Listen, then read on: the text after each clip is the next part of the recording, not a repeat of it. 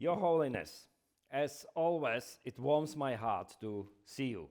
I hope that you are well and in good spirits. I and my colleagues are grateful for the opportunity to benefit from your wisdom. It will be 10 years since Václav Havel died on the 18th of December 2011. You were one of the last people to speak to him 8 days before his death. What were your last impressions of him that day? Since he became the president of Czech Republic, because the Czech itself, you see, become independence and democracy. So he really, I think, totally dedicated for democracy, freedom.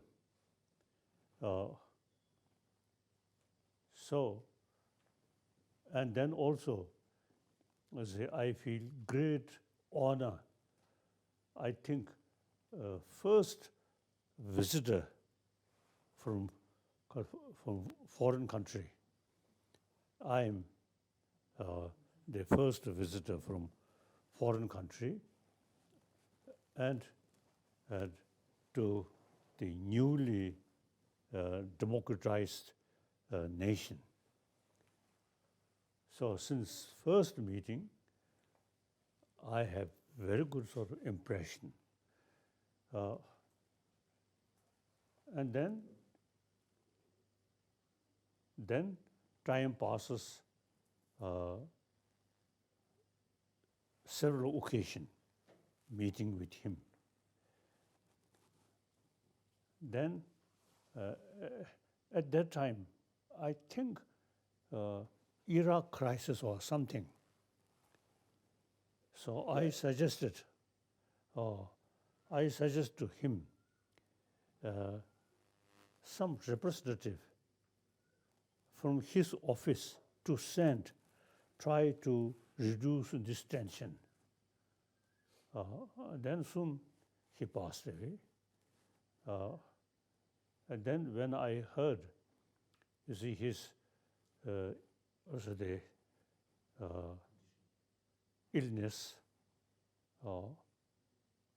I sent one Tibetan doctor who stationed at Poland, like that. And we have very, very, personally also very, very close sort of friend, respected friend, and trusted friend. So I always say, keep this statue and his picture.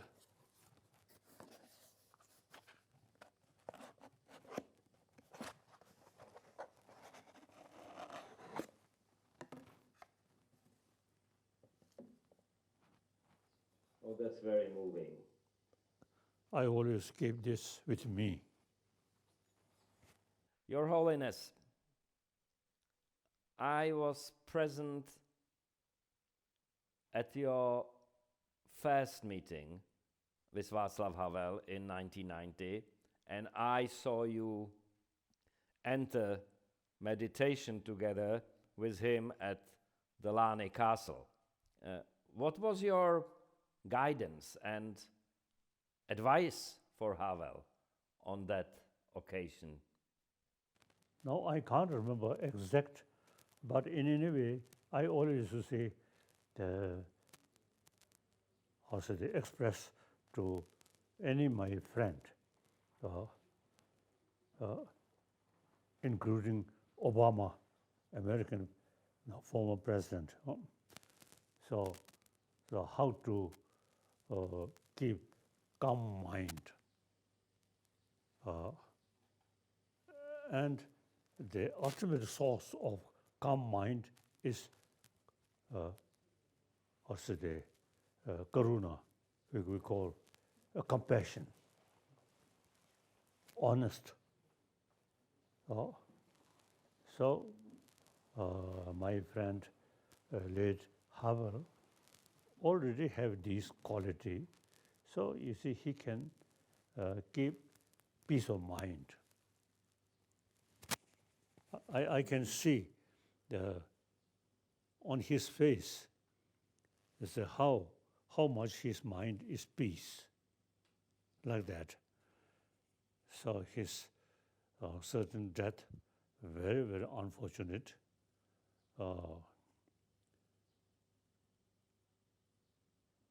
But now he himself, as a person, no longer, but his spirit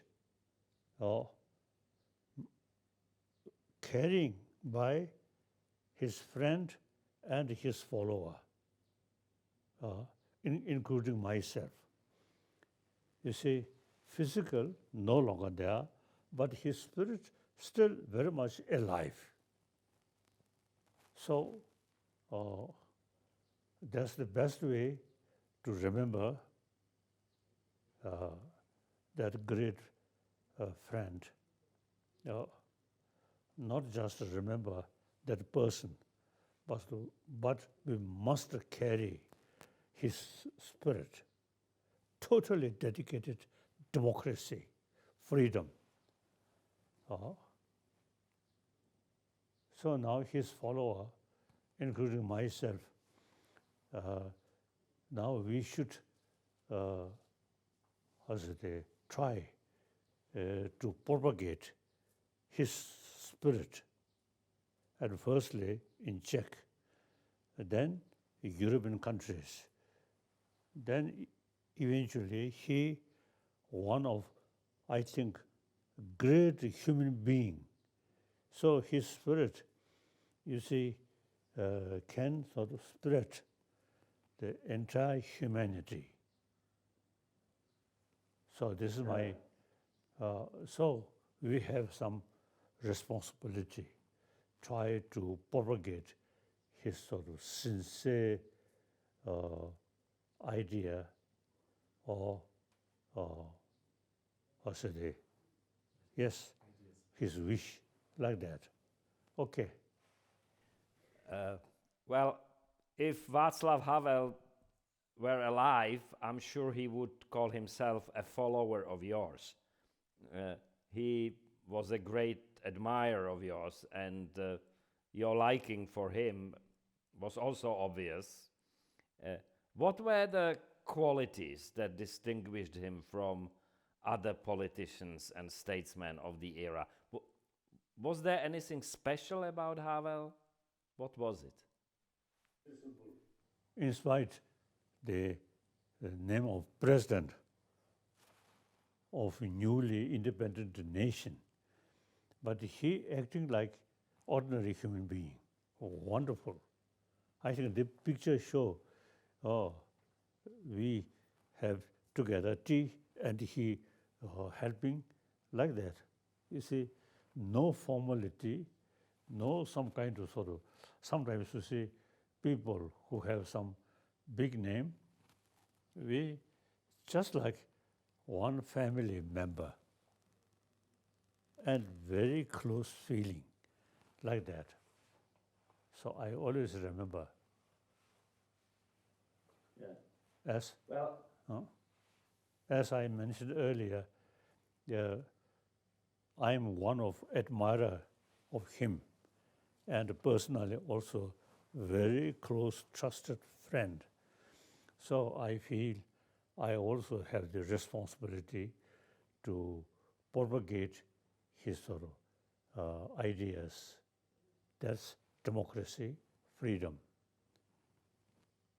And I always now have the feeling my number one sort of responsibility or commitment is to promote 7 billion human beings, more peace of mind. Through that way, we can develop peaceful world. Well, I will never forget how you and Havel, how you were always smiling together and sometimes laughing together. That, I think, was for me the best picture of your relationship. Well, my last question, Your Holiness. Havel famously told the joint session of the US Congress that, I will quote, "The salvation of this human world lies nowhere else than in the human heart, in the human power to reflect, in human modesty, and in human responsibility." Would you agree? And where does salvation lie in your view? And are we any closer to it than 30 years ago? Last few decades, I think overall picture of the world. Now, everywhere, people are paying more attention about, you see, peace. Peace, not with weapon. Peace through inner peace. So more and more, including scientists, now paying more attention how to develop peace of mind. So now things are unlike previous century. Now this century, now more and more people, including scientists, now paying more attention about inner peace. With inner peace, then we can develop genuine peace of world. You see, we in the past we much sort of pay attention about human intelligence and analyze, but without much sort of thinking about inner value or principle, inner peace, thinking other people as a human brothers, sisters. So human intelligence, you see, used for how to conquer other people, how to compete with other people. That's mainly human intelligence. Now, like President Havel, paying more attention about honest, truthful, according to our principle. So now things are changing. Things are changing. These days, I always say, express, now time come, we must think about entire humanity rather than my nation, my community. See, your own individual nation is part of the world. So unless the genuine world peace, compassionate world, individual nation, cannot be exception.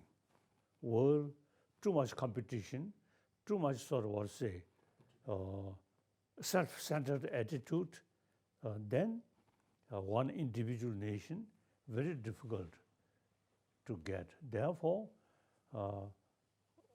I totally committed to promote peace of mind and consider 7 billion human beings as a one human brothers, sisters.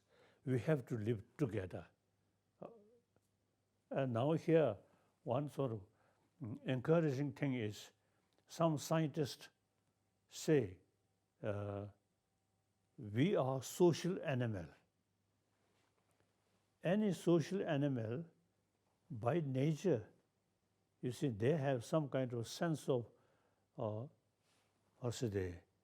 sense of concern about your own community, because your own survival depends on the community, like other animal. Any social animal, that kind of feeling there. So we, human being, from birth, you see, we very much appreciate human affection. At the time of our birth, without mother's affection, the child cannot survive. And friends. So therefore, now we have to think more seriously about how to promote the compassionate mind. And all major religious traditions also, you see, carrying the same message, in spite different philosophy, different tradition, but all carry loving kindness is the main practice or main message. So now time come, we should pay more attention about how to develop peace of mind through compassion, whether believer or non-believer, believe this religion or that religion, it is personal matter. As a human being, humanity, we need a sense of oneness of 7 billion human beings.